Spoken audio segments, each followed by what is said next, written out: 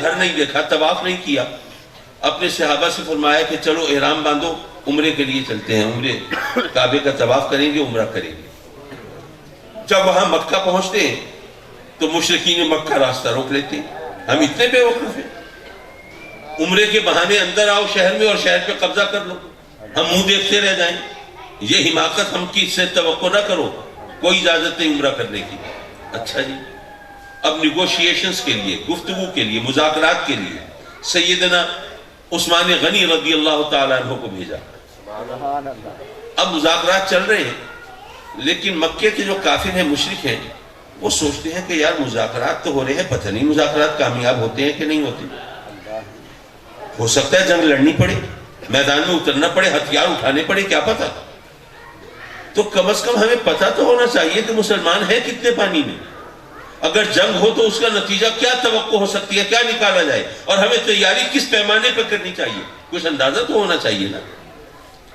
تو ایک شخص ہے جس کا نام ہے عروہ ابن مسعود ثقفی، بعد میں یہ صحابی ہو گئے، مسلمان ہو گئے، کلمہ پڑھ لیا انہوں نے، لیکن اس وقت تک مشرکین مکہ میں ہیں۔ بڑا سیزنڈ آدمی ہے، بڑا دنیا دیکھی ہے، بڑا سفر کیا ہے، سلاطین وقت سے اس کا رابطہ رہا ہے، قیصر و کسریٰ کے درباروں سے گزر رہا ہے، اور اس کی عقل پر، اس کی وزڈم پر، اس کے تجربے مشاہدے پر لوگوں کو بڑا اعتماد ہے۔ تو وہ مکے کے مشرک عروہ ابن مسعود ثقفی سے کہتے ہیں کہ آپ ایسا کریں کہ آپ جائیں ذرا مسلمانوں کے پڑاؤ میں، تو وہ تو سب آپ کو ہاتھوں ہاتھ لیں گے، بھئی مہاجر ہیں نا ان میں اکثر، تو وہ آپ سے پوچھنا چاہیں گے کہ بھئی ہمارے شہر کا حال کیا ہے، ہمارے جو پڑوسی تھے وہ کس حال میں ہیں، جو عزیز تھے وہ کس حال میں ہیں، یہاں پر کون زندہ ہے، کون مر گیا، کس کی شادی ہوئی، کس کی نہیں ہوئی، کس کی اولاد، جیسے ہوتا ہے حال چال لینا۔ تو وہ تو بڑے شوق سے آپ کی پذیرائی کریں گے، آپ کی میزبانی کریں گے، تو آپ ذرا اس دوران ذرا جائزہ بھی لے لینا کہ مسلمان کس حال میں ہیں، کتنے پانی میں ہیں، ہمیں ان سے لڑنا پڑے تو کیا نتیجہ آپ کے خیال میں نکلے گا۔ عروہ ابن مسعود ثقفی نے ایسا ہی کیا، وہاں پہ گئے، توقع کے مطابق مسلمانوں نے ان کو اسی طرح ہاتھوں ہاتھ لیا، گپ شپ کی جناب، اور بات چیت کی، اور اسی دوران عروہ ابن مسعود ثقفی نے اپنا کام بھی کر لیا۔ جب واپس آیا تو ان مشرکین نے پوچھا مکے کہ ہاں بھئی بتاؤ کیا حال ہے، کیا ہے تمہارا تجزیہ، تمہارا تبصرہ۔ عروہ ابن مسعود ثقفی جواب دیتا ہے کہ دیکھو میں نے دنیا دیکھی ہے، میرا تجربہ یہ بتاتا ہے، مشاہدہ یہ بتاتا ہے کہ اگر تمہیں مسلمانوں سے جنگ لڑنی پڑی تو تم ان کو ہرا نہیں سکو گے۔ وہ پوچھتے ہیں کہ کیوں بھائی، کیوں نہیں ہرا سکیں گے، ایسی کیا بات ہے؟ وہ کہتا ہے بات یہ ہے کہ میں نے دنیا کے بڑے بڑے بادشاہوں کے دربار دیکھے، قیصر و کسریٰ جیسے بادشاہوں کی ہیبت دیکھی ہے، ان کا دبدبہ دیکھا ہے، ان کا تنتنہ دیکھا ہے، ان کی شان و شوکت دیکھی ہے، لیکن جس طرح مسلمان اپنے نبی سے محبت کرتے ہیں اور جس طرح مسلمان اپنے نبی کا ادب اور احترام کرتے ہیں، یہ منظر میں نے دنیا میں کہیں نہیں دیکھا۔ پھر وہ مثال بھی دیتا ہے، وہ کہتا ہے کہ عالم یہ ہے کہ مسلمانوں کے نبی جب ان سے گفتگو کرتے ہیں تو وہ ان کی بات سننے کے لیے اس طرح با ادب خاموش ہو کے بیٹھ جاتے ہیں کہ اس وقت کوئی مسلمانوں کو دیکھے تو اس کو یوں لگے گا کہ جیسے ان مسلمانوں کے سروں پہ پرندے بیٹھے ہوئے ہیں، اور ان کو ڈر یہ ہے کہ ذرا سی حرکت ہوئی، ذرا زور سے سانس بھی لی تو پرندے اڑ جائیں گے۔ اتنے ادب احترام سے وہ صرف نبی کی بات سننے کے لیے خاموش ہو کے بیٹھتے ہیں۔ اور جب مسلمانوں کے نبی وضو کرتے ہیں تو وہ وضو کے پانی کا قطرہ زمین پہ نہیں گرنے دیتے، اور اس وقت جو وضو کے پانی کے قطروں کے لیے جس طرح وہ آپس میں چھینا جھپٹی کرتے ہیں، جس طرح ایک دوسرے سے الجھتے ہیں، اس وقت کوئی ان مسلمانوں کو دیکھے تو اس کو لگے شاید یہ ایک دوسرے کے جانی دشمن ہے، پتہ نہیں کس چیز کے لیے لڑ رہے ہیں۔ تو وہ اپنے نبی کے وضو کے پانی کا قطرہ زمین پہ نہیں گرنے دیتے، وہ نبی کی بات سننے کے لیے اتنے احترام سے باادب ہو کے بیٹھتے ہیں، تو وہ اپنے نبی سے اتنی محبت کرتے ہیں، ان کا اتنا احترام کرتے ہیں، تم ان کو ہرا نہیں سکتے۔ یہاں آ کر حدیث ختم ہو گئی اور میں حیران پریشان، یارو بتانے والا بھی عجیب ہے اور پوچھنے والے بھی خوب ہیں۔ کسی نے نہیں پوچھا کہ میاں تم عجیب آدمی ہو، اگر مسلمان اپنے نبی سے محبت بہت کرتے ہیں، سبحان اللہ کرتے رہیں، ہمیں محبت کو کوئی شہد لگا کے چاٹنا ہے؟ بھئی ہمیں یہ بتاؤ مسلمانوں کی تعداد کتنی ہے؟ ان کے پاس اسلحہ کتنا ہے، تلواریں کتنی ہیں، تیر کتنے ہیں، کمانیں کتنی ہیں، نیزے کتنے ہیں، گھوڑے کتنے ہیں، اونٹ کتنے ہیں، سواریاں کتنی ہیں؟ ہمیں یہ بتاؤ مسلمانوں میں بوڑھے کتنے ہیں، جوان کتنے ہیں، کھلاڑی کتنے ہیں، اناڑی کتنے ہیں؟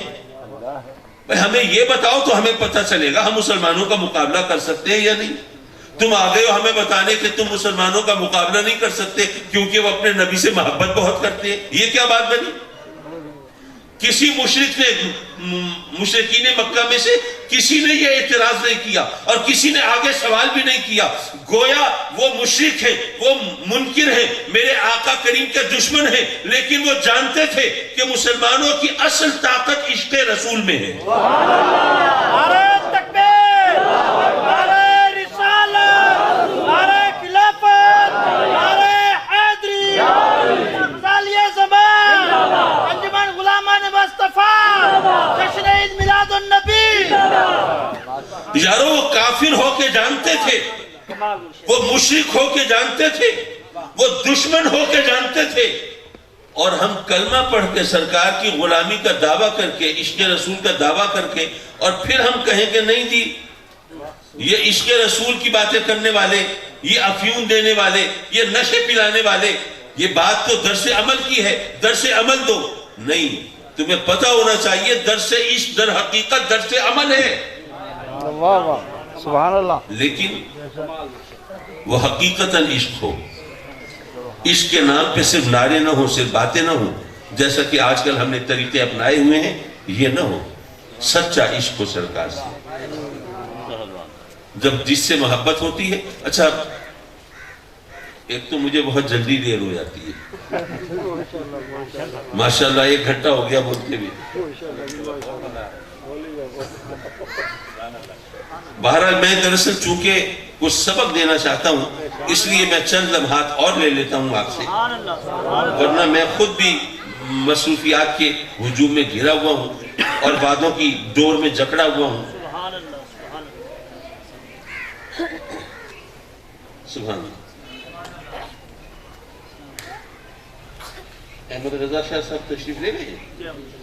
اللہ اکبر، میری تقریر کی طوالت سے گھبرا کے وہ تشریف لے گئے، یہ تو بڑی زیادتی ہو گئی۔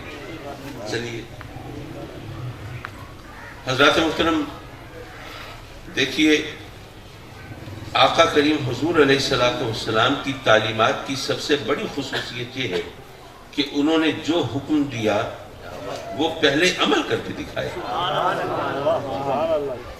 اگر ہمیں حکم دیا نا کہ 5 وقت نماز پڑھنی ہے تو خود صرف 5 وقت کی نماز پہ اکتفا نہیں کیا، میرے آقا کریم پر تہجد کی نماز فرض تھی، تہجد کی نماز سرکار پر فرض تھی، اور چاشت اور اشراق اور اوابین اور باقی نوافل اپنی جگہ پہ۔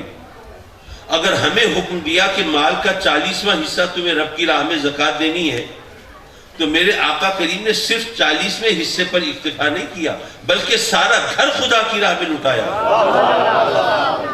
اگر ہمیں حکم دیا کہ رمضان کا 40واں رمضان کے روزے رکھنے ہیں، یہ فرض ہے تم پر، تو میرے آقا کریم، ویسے تو آپ نے سنا ہوگا ہر سوموار کو روزہ رکھتے تھے کہ یہ میری ولادت کا دن ہے، اور باقی نفلی روزے تو اپنی جگہ میرے آقا کریم صوم وصال رکھتے تھے۔ آپ کہیں گے یہ یوم وصال تو سنا تھا، پتہ نہیں صوم وصال کیا ہے۔ صوم کہتے ہیں روزے کو، وصال کہتے ہیں ملاپ کو۔ صوم وصال ملے ہوئے روزے، کیا مطلب؟ آقا کریم نے روزہ رکھا، پھر افطاری نہیں کی، سحری بھی نہیں کھائی، دوسرا روزہ شروع، پھر سحری افطاری کے بغیر، کھانے پینے کے وقفے کے بغیر تیسرا روزہ شروع۔ بعض روایات کے مطابق 70 دن تک صوم وصال رکھا۔ اور یہ بھی آپ کو بتا دوں کہ صوم وصال کی جو احادیث ہیں یہ بخاری میں بھی ہیں، یہ مسلم میں بھی ہیں، یہ ترمذی میں بھی ہیں، یہ نسائی میں بھی ہیں، یہ ابن ماجہ میں بھی ہیں، یہ موطا امام مالک میں بھی ہیں، یہ دارمی میں بھی ہیں، یہ حدیث کی تمام معتبر کتابوں میں ہیں۔ کوئی ایک حدیث نہیں ہے جس کو اتفاق سے سب نے نقل کر دیا ہو۔ بخاری اٹھائیے، اس کے 3.5 صفحات پر یہی حدیث چل رہی ہے، کبھی کن الفاظ سے مروی، کبھی کس انداز سے مروی، کبھی کن راویوں سے روایت ہے۔ اور پھر چلیے اس پہ ذرا تھوڑی سی گفتگو بھی کر لوں میرے آقا کریم کے جو صحابی ہیں وہ سرکار کی سنتوں کو، تمام سنتوں کو اپنانا چاہتے ہیں، ہماری طرح نہیں کہ ذرا آسان سنتیں دیکھ کے ان کو پک اینڈ چوز سے کام لیا نا، بھئی یہ سنتیں آسان ہیں اس کو اپنا لو، باقی چھوڑ دو۔ سرما لگانا سنت ہے وہ اپنا لو، یہ نہیں سوچا کہ کم کھانا بھی سنت ہے۔ یہ تو دیکھا کہ پگڑی باندھنا سنت ہے، لیکن یہ نہیں دیکھا کہ اگر یہ کافروں کا غلبہ ہو اور اسلام کے اصولوں کے مطابق زندہ رہنا مشکل ہو جائے تو گھر بار چھوڑ کر ہجرت کر جانا یہ بھی سنت ہے۔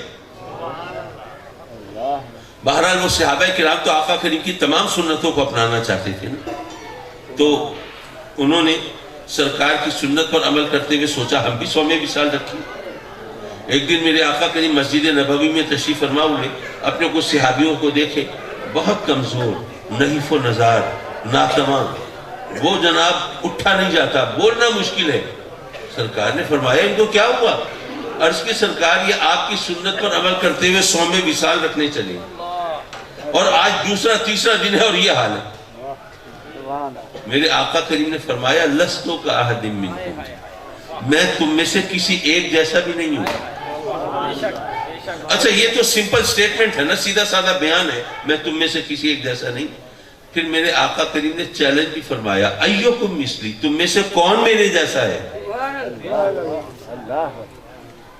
یارو یہ چیلنج ہے، اور کس کو؟ آپ کو اور مجھے نہیں، صدیق اکبر کو ہے، عمر فاروق، عثمان غنی، حیدر کرار، ان عشر مبشرہ، ان صحابیوں کو جن کو ایک نظر دیکھے آدمی تو مقام میں وہ تابعی بن جائے، وہ مقام مل جائے کہ جو کسی اور عبادت سے نہ مل سکے۔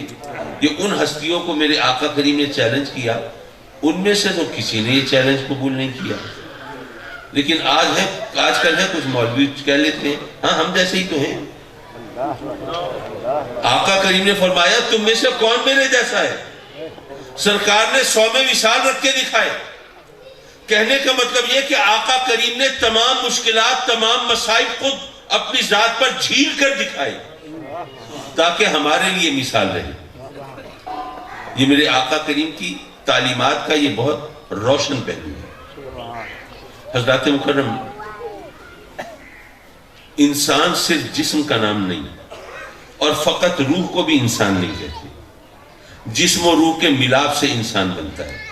اب ہماری مجبوری یہ ہے کہ ہمیں جسم نظر آتا ہے نا، روح نظر نہیں آتی، تو اس لیے ہمیں جسم کی فکر رہتی ہے، جسم کا پیٹ بھی بھرنا ہے، جسم کے آرام کا خیال بھی کرنا ہے، جسم کی بیماری کا علاج بھی کرنا ہے، جسم کی ضرورتیں بھی پوری کرنی ہیں، لیکن روح کا کوئی خیال نہیں، روح کی بھوک مٹانے کا خیال نہیں، روح کی بیماری دور کرنے کا خیال نہیں۔ ہو سکتا ہے آپ کہیں جی روح بھی بھوکی ہوتی ہے، روح بھی بیمار ہوتی ہے۔ دیکھیں بھائی، شاید آپ کو کبھی تجربہ ہوا ہو، آپ کو بھوک لگی ہے، اتفاق سے کوئی دوسرا بھوکا آپ کی نظر سے گزرا، آپ نے دیکھا کہ بھئی میرے پاس تو پیسے ہیں، میں تو اور کھانا خرید لوں گا، لیکن یہ غریب ہے، یہ بیچارہ اگر میں نے نہ دیا تو یہ تو بھوکا رہ جائے گا، تو آپ نے اپنا کھانا اس کو دے دیا، تو خود کھا کر اتنی خوشی نہیں ہوئی جتنا اس کو کھلا کے ہوئی۔ ایسا ہو جاتا ہے، جسم کی بھوک خود کھانے سے مٹتی ہے اور روح کی بھوک دوسروں کو کھلانے سے مٹتی ہے۔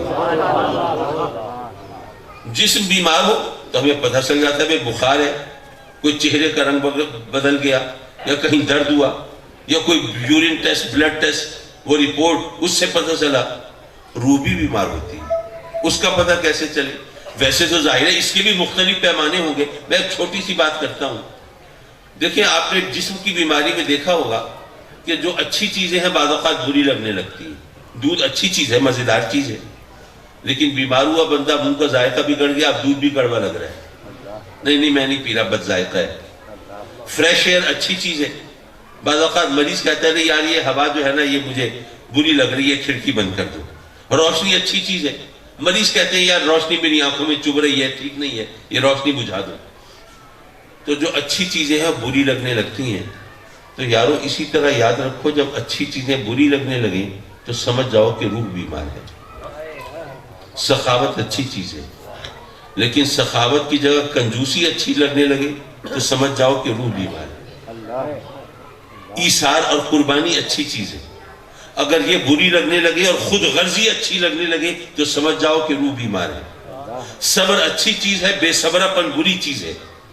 اگر بے صبراپن اچھا لگنے لگے، صبر برا لگنے لگے تو سمجھ جاؤ کہ روح بیمار ہے۔ حضرات مکرم، اب جسم کی بیماری کے لیے تو ہمیں پتہ ہے، ڈاکٹر بھی ہیں، طبیب بھی ہیں، حکیم بھی ہیں، فلاں سب معلوم ہے۔ روح کا کیا کریں؟ میرا خیال ہے اتنا تو ہمیں معلوم ہونا چاہیے کہ روح کا سب سے بڑا طبیب جو ہے وہ مدینے میں جلوہ فگر ہے۔ لیکن یہ بات تو آپ نے بتا دی، لیکن عجیب بات ہے بھئی وہ مدینے میں جلوہ فگر ہے نا، ہم تو یہاں پہ ہیں، تو پھر ہم روح کی بیماری کا علاج کیسے کریں گے؟ تو اس کے لیے رب کائنات نے ہمیں بتا دیا کہ روح کی بیماری کی فکر تو مومنوں کو ہی ہے نا، تو ان کو بتا دیا کہ النبی اولا بالمومنین من انفسہم، اے مومنوں تمہارا جو طبیب ہے تم سے دور نہیں ہے، وہ تمہاری جانوں سے زیادہ تم سے قریب ہے۔ لیکن اب وہ قرب کا معاملہ جو ہے یہ بھی ایسا ہے جو سمجھنے کی ضرورت ہے، یہ فلسفہ سمجھنے کی ضرورت ہے۔ میں اس کو ایک مثال کے ذریعے آپ کو سمجھا دوں۔ دیکھیے آپ میں سے بہت سے لوگ ایسے ہوں گے جنہوں نے آج پہلی بار مجھے دیکھا ہوگا، ایسا ہے نا، کیونکہ میں آپ کے علاقے میں آیا ہی پہلی بار ہوں، تو آپ میں سے اکثر لوگوں نے مجھے پہلی بار دیکھا ہوگا۔ تو فرض کیجئے آپ میں کوئی ایسا شخص جس نے مجھے پہلے دیکھا ہوا نہیں ہے، مجھے صورت سے جانتا نہیں ہے، شکل سے پہچانتا نہیں ہے، میرے حلیے سے واقف نہیں ہے، لیکن اس نے میرا نام سنا کہ حامی سعید کاظمی ایک شخص ہے، غزالی زماں کا بیٹا ہے، ملتان میں رہتا ہے، اگر میں اس سے ایک رقعہ لکھوا لاؤں، چٹھی لے آؤں تو میرا کام ہو سکتا ہے۔ تو آپ وہ مجھ سے رقعہ لینے کے لیے ملتان جانے کے لیے یہ بستی ملوک پہنچے کہ وہاں سے کوچ میں بیٹھ کے ملتان جاؤں گا۔ اب آپ جب وہاں کوچ میں سوار ہوئے تو اتفاق دیکھیے کہ میں بھی اسی کوچ سے ملتان جا رہا تھا اور آپ کو سیٹ بھی ملی میرے ساتھ۔ اب چونکہ مجھے شکل سے جانتے نہیں، صورت سے پہچانتے نہیں، اس لیے میرے ساتھ بیٹھ کر مجھ سے ملنے کے لیے ملتان تشریف لے جا رہے ہیں۔ اب 8 گھنٹے کا راستہ تو ہے، اب 1.25 گھنٹہ آپ میرے ساتھ جڑے بیٹھے رہے۔ ملتان کوچ سٹیشن پہ ہم اترے، مجھے تو اپنے گھر کا پتہ تھا، میں تو سیدھا چلا گیا، آپ کو معلوم نہیں تھا، آپ بھی پوچھتے پچھاتے پتہ معلوم کر کے آپ بھی وہاں پہنچ گئے۔ گھنٹی بجائی، میں باہر نکلا، آپ مجھے دیکھ کے حیران، میں پریشان، حکم سے کیوں آئے ہوئے، کیسے تحمت فرمائی، کیسے تشریف لائی؟ آپ نے کہا کہ وہ ذرا حامی سعید کاظمی صاحب کو بھیج دیجئے، ان سے ذرا کام ہے۔ میں نے کہا مجھ سے کام ہے؟ فرمائیے کیا کام ہے؟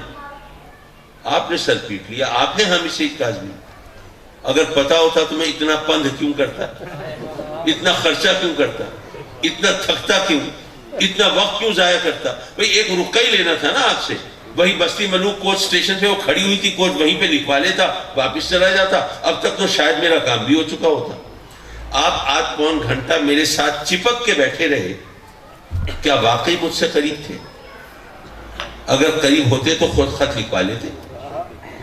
پتہ یہ چلا کہ قریب ہونا نہ ہونا ایک برابر ہوتا ہے جب تک کہ معرفت نہ ہو کہ کوئی قریب ہے، جب تک علم نہ ہو، جب تک احساس نہ ہو، جب تک خبر نہ ہو، اس وقت تک قریب ہونے کا کوئی مطلب نہیں ہوتا۔ تو رب کائنات نے بھی گویا یہ فرمایا کہ میرا محبوب قریب تو ہر ایک سے ہے، لیکن ہر ایک کو تو نہیں پتا کہ وہ میرا محبوب اس سے قریب ہے۔ ہاں مومن جو ہیں وہ جانتے ہیں کہ وہ ان کی جانوں سے زیادہ ان سے قریب ہے۔ یہ قرب کا احساس جو ہے یہ بڑی چیز ہے، مومنوں سے قریب تو ہیں لیکن ہمیں اس کا احساس بھی ہے۔ میں بس ایک واقعہ جس میں ایک نصیحت بھی ہے وہ سنا کے آپ کی جان چھوڑ رہا ہوں۔ ایک نواب صاحب تھے، پارٹیشن سے پہلے کی بات ہے، پاکستان بننے سے پہلے۔ وہ نواب صاحب کو عملی مذاق کرنے کا بڑا شوق تھا، پریکٹیکل جو ایک تو ہوتا ہے نا زبانی کلامی، کسی پہ کوئی فقرہ کس دیا، کوئی ویسی بات کر دی، کوئی لطیفہ سنا دیا، کوئی ہوتا ہے عملی مذاق۔ مثلا کوئی بندہ بیٹھا ہوا ہے بے خبر، آپ نے جناب کوئی ڈراؤنی شکل بنا کے، کوئی ماسک لگا کے اور جا کے ان کو ڈرا دیا تو وہ بیچارہ چیختا چلاتا باہر بھاگا، یہ کیا بلا آ گئی، تو یہ عملی مذاق ہے۔ تو نواب صاحب کو عملی مذاق کرنے کا بڑا شوق تھا، تو اس شوق کی تسکین کے لیے انہوں نے ایک خادم رکھا ہوا تھا کہ بھئی پتہ نہیں کسی سے کر لیا، کوئی برا مان گیا تو مشکل نہ ہو جائے۔ اب وہ خادم جو ہے ظاہر اس کو نوکری تھی اس کو تنخواہ بھی ملتی تھی، اس کی روزی بھی چل رہی تھی۔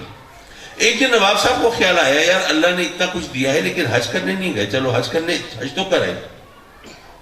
تو اب انہوں نے تیاری شروع کی، پھر خیال آیا کہ یار مجھے شوق ہے عملی مذاق کرنے کا، اس سفر میں اگر میں نے کسی کے ساتھ وہاں مذاق کیا تو کہیں گلے نہ پڑ جائے مذاق، تو ایسا کرتے ہیں کہ اپنے اس خدمتگار کو بھی ساتھ لے چلتے ہیں تاکہ یہ بھڑاس وہاں نکلتی رہے۔ اپنے اس خادم کو بلایا، چلو بھئی حج کرنے چلتے ہیں۔ وہ بیچارہ تو جناب خوشی سے اچھلنے لگا، نواب صاحب غریب پرور بندہ پرور لجپال، میں کیا کروں، آپ نے تو ایسی خوشخبری سنائی، میں تو زندگی بھر آپ کا احسان نہیں اتار سکتا۔ اس بیچارے تیاری ویاری کیا کرنی تھی، جو بھی تھا وہ جناب سفر پہ روانہ ہو گئے۔ پہلے تو نواب صاحب نے سوچا کہ یار ذرا احتیاط کرنی چاہیے مذاق میں، کہیں اللہ کوئی برا نہ لگ جائے، کوئی چھوٹا موٹا مذاق کر بھی لیا راستے میں۔ خیر حج کر کے پھر مدینہ شریف جانے کا آیا تو نواب صاحب نے اور احتیاط برتی کہ ذرا اب تو اور زیادہ خیال رکھنا چاہیے۔ جب مدینہ شریف بھی حاضری دے دی، اب واپسی کا سفر ہے، کوئی 2.5-3 گھنٹے کے بعد روانگی ہے۔ تو نواب صاحب نے کہا کہ اب تو صحیح طرح کوئی صحیح مذاق کرنے، ابھی تک چھوٹا موٹا کرتا رہا۔ تو انہوں نے کوئی سکیم سوچی ہوئی تھی، تو ایک چٹ لکھ کے اپنے پاس رکھ لی اور اپنے اس خدمتگار کو بلایا۔ ہاں بھائی ماشاءاللہ حج ہو گیا، آقا کریم کی بارگاہ میں بھی حاضری ہو گئی۔ اس نے کہا نواب صاحب یہ آپ کا کرم، آپ کی مہربانی، میں غریب کہاں سوچ سکتا تھا یہاں آنے کا، یہ تو آپ کا کرم ہے، آپ نے آئے۔ ان کا اچھا ٹھیک ہے، یہ بتاؤ آقا کریم کی بارگاہ میں حاضری دی، یہاں سے تمہیں کچھ ملا بھی ہے؟ اس نے کہا جی یہاں سے خالی کون جاتا ہے، جو بھی آتا ہے جھولی بھر کے جاتا ہے، تو یہ کیا سوال ہوا کچھ ملا بھی ہے؟ کہا نہیں میں پوچھ رہا ہوں پھر کیا ملا ہے؟ اس نے کہا کہ اب میری یہ اوقات تو نہیں ہے کہ میں یہ جان سکوں کہ مجھے کیا ملا، لیکن یہ یقین ضرور ہے کہ کچھ نہ کچھ بلکہ بہت کچھ ملا ہے ضرور، یہاں سے خالی کوئی نہیں جاتا۔ نواب صاحب نے سوچی سمجھی اسکیم کے تحت وہ چٹ نکالی، بھائی مجھے تو یہ چٹ ملی ہے، میں پوچھ رہا ہوں تمہیں کیا ملا ہے؟ اب وہ خدمتگار حیران، یہ یہاں سے ملا ہے؟ ہاں اسی لیے تو پوچھ رہا ہوں، ذرا دکھائیے۔ نواب صاحب نے تو اسی لیے نکالی تھی، دکھائی اس کو۔ تو اس پر لکھا ہوا ہے کہ نواب فلاں بن فلاں کو جہنم سے حفاظت کی اور جنت کے حصول کی گارنٹی دی جاتی ہے۔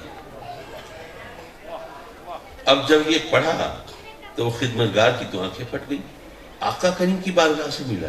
ہاں بھئی یہیں سے ملا ہے، اسی لیے پوچھ رہا تھا نا بار بار تم سے کہ تمہیں کچھ ملا، تم اونچی چھوڑ رہے تھے۔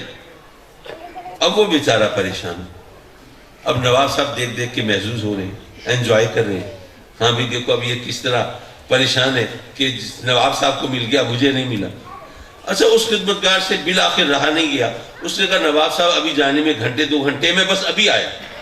وہاں سے اس نے دوڑ لگائی، پہنچتا ہے مواجہہ شریفہ کے سامنے اور پھر بلک کے تڑپ کے سسک کے روتا ہے اور آقا کریم کی بارگاہ میں عرض کرتا ہے کہ سرکار کیا اس بارگاہ میں بھی نواب اور نوکر کا فرق ہوتا ہے؟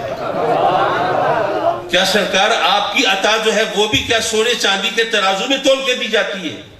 کیا یہاں پر بھی یہ مراتب کا فرق ہوتا ہے؟ اللہ اکبر، اس طرح روتے بلکتے سسکتے، پتہ نہیں غشی کی کیفیت ہے یا اس پر نیند طاری ہوتی ہے، بہرحال آنکھ کھلتی ہے تو ہاتھ میں چٹ موجود ہے۔ اچھا میں سوچنے لگا کہ وہ نوکر، وہ خدمتگار جب پہلے حاضری دی تھی اس نے آقا کریم کی بارگاہ میں، تو اس وقت بھی تو اس نے کس طرح دل سوزی سے حاضری دی ہوگی۔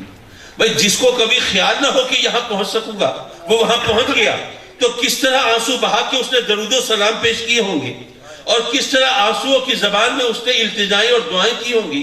لیکن اب جو اس پر کرم ہوا پہلے نہیں ہوا تھا، کیوں؟ وہ اس لیے کہ پہلے اس کے دل پہ وہ چوٹ نہیں لگی تھی جو اب لگی ہے۔ دل پہ چوٹ لگتی ہے نا پھر وہ قرب کا احساس ہوتا ہے، اور اسی لیے کہتے ہیں نا کہ غریب کی آہ سے ڈرو، اس کے دل پہ چوٹ لگتی ہے پھر وہ عرش الہی کو ہلا دیتی ہے۔ حضرات مکرم، میری اس تمام گفتگو اس کا اگر آپ کوئی سبق سیکھنا چاہیں تو وہ یہ ہے کہ اے میلاد منانے والوں، نماز بھی پڑھا کرو، اور درود و سلام کے زمزمے بہانے والوں، حلال حرام کا خیال بھی کیا کرو، اور آقا کریم کی غلامی پہ ناز کرنے والوں، شریعت کی پابندی بھی کیا کرو تاکہ پتہ چلے کہ نشانیاں ہیں تو حقیقت کے بغیر نہیں ہیں، نشانیاں ہیں تو حقیقت کے بغیر نہیں ہیں۔ نعت کا ایک شعر زبان پہ آیا، وہ سن لیجئے اور اجازت دیجئے۔ شاعر نے کہا کہ طیبہ میں صدا صبح مسلسل کا سما ہے۔ طیبہ میں، میرے آقا کریم کی نگری میں، مدینہ المنورہ میں، شاعر کہتا ہے کہ مسلسل صبح ہے، طیبہ میں صدا صبح مسلسل کا سما ہے۔ ارے جس شہر میں سورج ہے وہاں رات کہاں ہے؟ جس شہر میں سورج ہے وہاں رات کہاں ہے؟ وآخر دعوانا ان الحمدللہ۔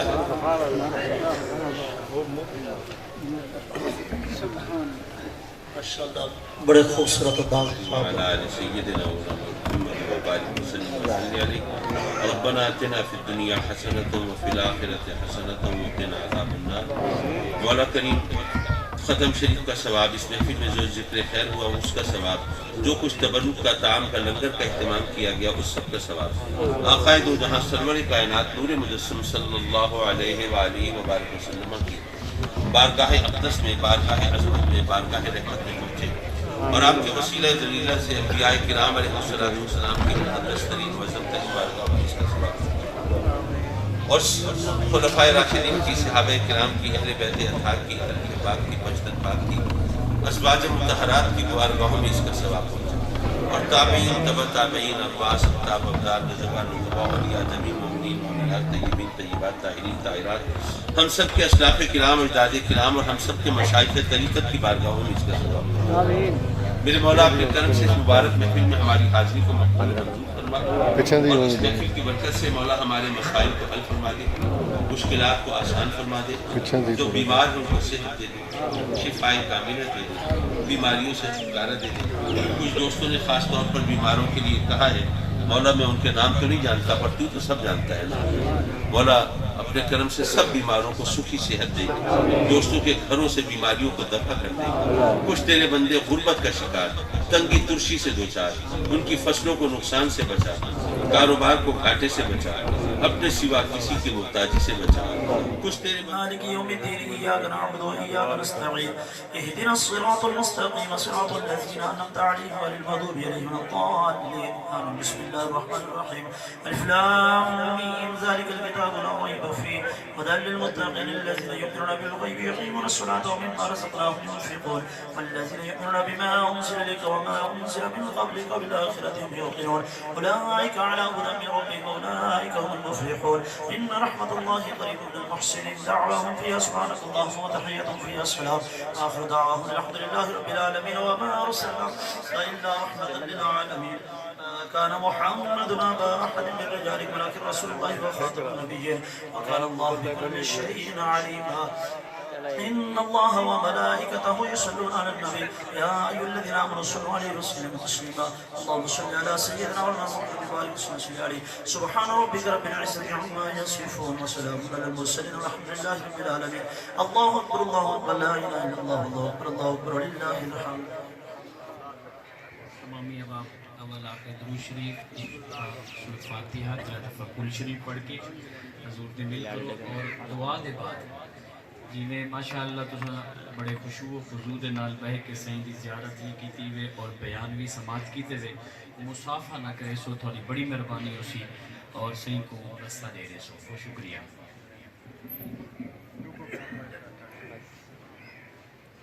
دراصل مجھے بار بار حکومت کی طرف سے کہلایا جا رہا ہے کہ جی آپ جیسے لوگ جو ہیں وہ کورونا پھیلانے کا سبب بن جاتے ہیں۔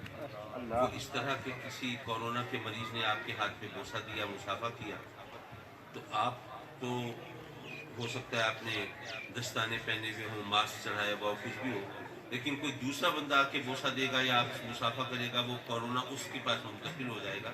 اس لیے آپ کسی سے نہ ملے تاکہ آپ کی وجہ سے کورونا نہ پھیلے۔ تو یہ آپ کی خاطر ہے، میری خاطر یہ احتیاط نہیں ہے۔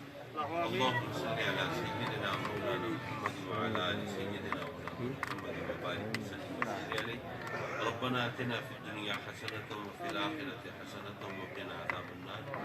مولا کریم ختم شریف کا ثواب، اس محفل میں جو ذکر خیر ہوا اس کا ثواب، جو کچھ تبرک کا طعام کا لنگر کا اہتمام کیا گیا اس سب کا ثواب آقائے دو جہاں سرور کائنات نور مجسم صلی اللہ علیہ وآلہ وبارک وسلم کی بارگاہ اقدس میں، بارگاہ عظمت میں، بارگاہ رحمت میں پہنچے اور آپ کے وسیلہ جلیلہ سے انبیاء کرام علیہ السلام کے مقدس ترین وزن ترین بارگاہ میں اس کا ثواب اور خلفائے راشدین کی، صحابہ کرام کی، اہل بیت اطہار کی، طرف پاک کی، پشتن پاک کی، ازواج مطہرات کی بارگاہوں میں اس کا ثواب پہنچے اور تابعین، تبع تابعین، اغواس، اقتاب، ابدال، رجبان، نقباء، اولیاء، جبین، مؤمنین، مومنات، طیبین، طیبات، طاہرین، طاہرات، ہم سب کے اسلاف کرام، اجداد کرام اور ہم سب کے مشائخ طریقت کی بارگاہوں میں اس کا ثواب میرے مولا اپنے کرم سے اس مبارک محفل میں ہماری حاضری کو مقبول و منظور فرما اور اس محفل کی برکت سے مولا ہمارے مسائل کو حل فرما دے، مشکلات کو آسان فرما دے، جو بیمار ہیں ان کو صحت دے دے،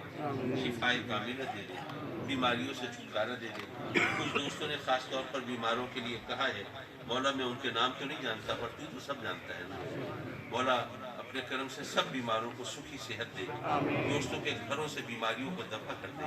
کچھ تیرے بندے غربت کا شکار، تنگی ترشی سے دوچار، ان کی فصلوں کو نقصان سے بچا، کاروبار کو گھاٹے سے بچا، اپنے سوا کسی کی محتاجی سے بچا۔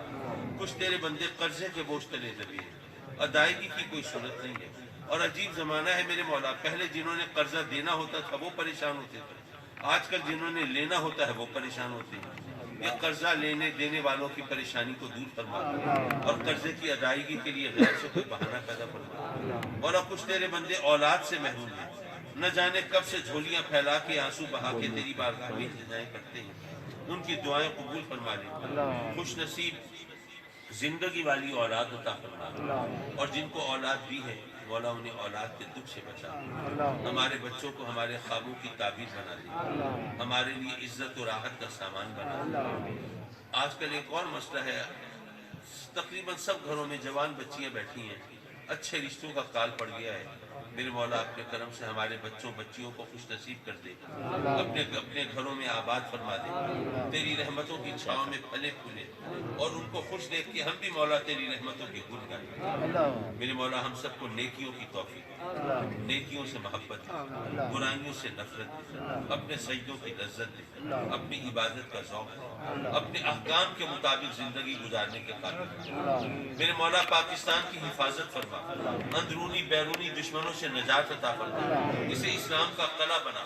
مولا فرانس کے صدر نے جو زہر گھولا ہے اس کے شر سے محفوظ فرما اور امت مسلمہ کو اس کا توڑ کرنے کی صحیح توفیق عطا فرما اور یہ اتحاد کے بغیر ممکن نہیں ہے، تو میرے مولا امت مسلمہ کو اتحاد کی دولت عطا فرما اور تمام حکمرانوں کو ایک دوسرے کے دست و بازو بننے کے قابل بنا اور اس طرح ہمیں دشمنوں کی سازشیں ختم کرنے کے قابل بنا۔ میرے مولا اس مسجد کو آباد رکھنا، جو تیرے گھر کو آباد کرتے ہیں تو ان کے گھروں کو آباد رکھنا۔ آمین آمین آمین یا رب العالمین وصلی اللہ تعالی علی خیر خلقہ و نور عرشہ محمد وآلہ وصحبہ اجمعین آمین برحمتہ۔ حضرات محترم آپ سب لنگر وغیرہ لیں گے انشاءاللہ، اذان ہو چکی ہے پہلے۔